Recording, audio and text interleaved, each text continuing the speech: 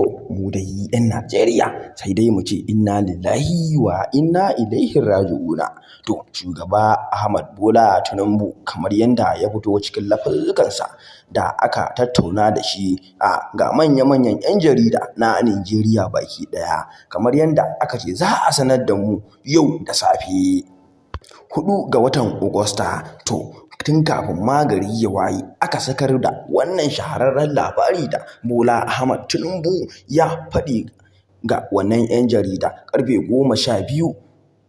na dare. To mai saurare, shi dai Bola Ahmad Tinubu ya ce a cikin ƙuduransa da ya ƙudurta kuma sannan ya furta, sannan kuma ya zayyana, sannan kuma ya buga stamping yasa, ya ce shi fa zai iya kansale ko da guda ɗaya ba, domin 'yan Najeriya in sun ga akwai wanda zai iya zama a cikin ƙasarsa to ya zauna, in kuwa mutum ba zai iya zama ba to ya yage. Sannan kuma ya ƙara da cewa shi kan tallafin man fetur iya nan zama daren, ba zai iya cire ko da naira daga cikin abin da ya yi ba. Sannan bugu da ƙari ya ce dukkanin wani ɗan zanga-zanga yakan umartarsa da ya dakata da zanga-zanga domin ƙasa ta zauna lafiya, amma batu na cirewan tallafi ko kuma wani sauko da wani abu na wani kayan al'amari wanda shi kan ba zai iya shi ba. To 'yan Najeriya, ni a nawa ganin, to a shawarce kuma da ke ganin zan iya badawa, tunda shugabanmu Bola Ahmad Tinubu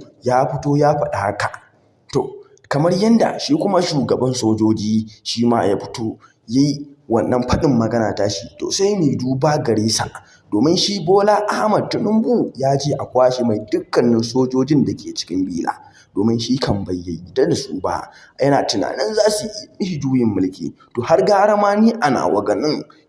mu ci gaba da yin addu'a Ubangiji Allah ya kawo mana canji mafi alkhairi, in har juyin ya zamto mafi alkhairi a gare mu Allah ya kawo mana. To mai saurare, kada ya kamanta kuma kada ya ka sha'afa, kamar yanda shugaban nan namu Bola Ahmad Tinubu ya yi umarni, to idan har kun ga mai yiwuwa ne to sai mu yi, idan kuma mara yiwuwa ne to sai mu ci gaba da yin zanga-zanga har Allah ya sa mu samu abin da muke bukata mu talakawan Najeriya kenan baki ɗaya. To mai saurare, kada ka sha'afa baka danna mana subscribing ba, baka mana alamar ƙararrawar sanarwa ba, sannan kuma da liking da comment a comment section ɗinmu. Ku ci gaba da bibiyar wannan tasha tamu.